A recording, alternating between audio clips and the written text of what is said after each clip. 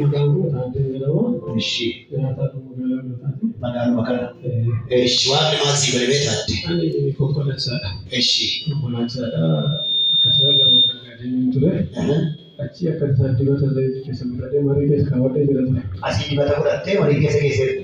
Ishii Achi lafa irratti makiinaan afur gubatees ankoorra gaanii daara keessaa buufadhee daara koo keessaa buufadhee beenzila fidadhe. beenzila irraa bitanii? Beenzila dhufe. Infoonichi hiriikiitu hin teessa. Makiinaan afur dura keetti gubatee. Gubateera. Ammayyaas fuudhuudhaaf jedhanii daara keessaa baasee Daara koo fudhee ishii addaatiin gosa fudhatee godhee achi seenanii beenzila fidanii waan ittiin qabsan dhabanii jennaan gadi bu'anii duubullee deemuuf gaafa kaan wayyaa koo fudhee mana nama kaawwadhee jennaan wanti kaawwadhu tokko qabu mana nama kaawwadhanii achumaan achitti hafe. ishii Kanatti golee fudhatanii deemanii waaqni oolchaadha oolchaadha na oolcheedhaa makiinaan koosiin gubadhee garuu adduma sunitti iyyuu Yesuus Kiristoos oolchaadhaan zayitii marii koo keessaa fudhee akkasitti illee dhugaallee ba'aa ture.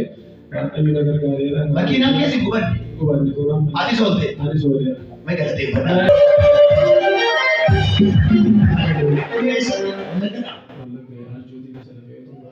Ishii kanaafuu dibannati mana kanaa fudhattee deemte dibanni maqaan waaqayyoo irratti waamamee hojisiif hojjetan. Kanaafuu waaqayyoon maal jechuu barbaadda taatee? Waaqayyo na galateeffadhaa malee. Mee galateeffadhaa fi dabalaatii. Gooftaaf galanni guddaan qabu. Isa dhuma keessaa nama baasu waaqayyoon dabalaa akka keessaa mataa keessaa. Wanti buusaa hin Aga Dios gaafa nu si deebisa. Inni mana taa'ee qabeenya isaa lubbuu isaa wajjin mana keessa oolcheera. Oolteen maqaa Yesuus eebiya. Yaani ooleera. Yaani ooleera. Sama si oolcha.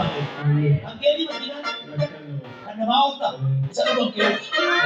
Baay'ee soorata si baroo. Si dayyaa nagaan naadha.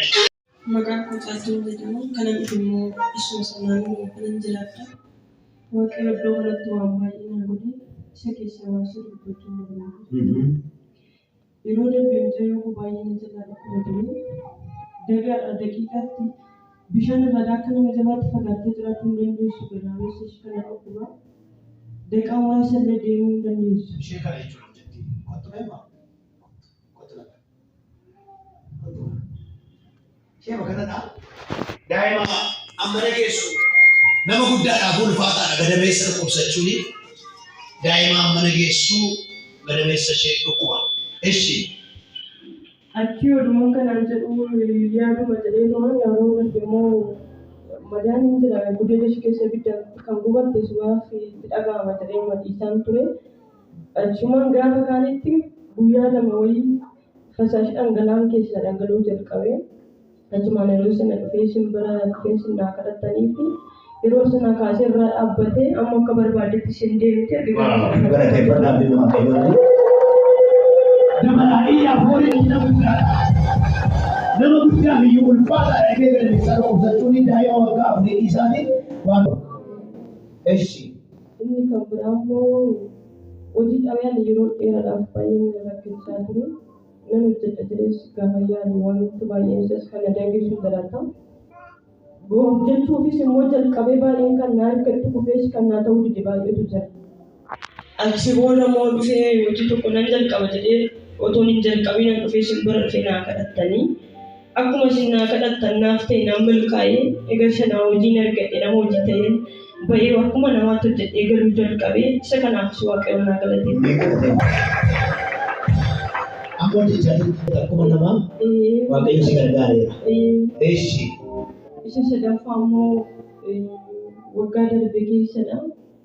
Dhugaan baay'ee jedhee dhufa garuu baay'ee deebi'een gala. Marsaan dhiigaa baay'ee na rakkisa ture. Yeroo natti dhufees dafee narraan deemu yeroo natti dhufu immoo baqoomaan aniyyuu dhoowwuu hin danda'u. Amma gaafa inni narraa deemuutti otoo namatti mul'ateen waraqata lafaa irra fal ture baay'ee dhangala'aa ture dhiigni kun.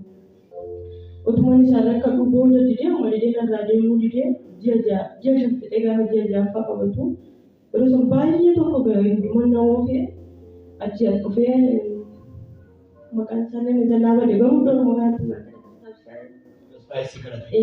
Eeshi. Isheen naa kadhatee ji'a shan fixee ji'a ja'affaatti narraa dhaabbatee eege sana iddoo isaatti deebi'ee guyyaa isa eegee dhufa guyyaa isa eegee deemaa isa kanaaf waaqayyo guddaa kan galate. Nama namatti qabaate akka keessa mataa keessa walitti buusaa dabalaa gooftaaf galateera. Ogummaa ilillee dabalaa waaqayyo na fayyadu. Bara waaqayyo si gargaare. Bara baraa sitti hin deebi'e.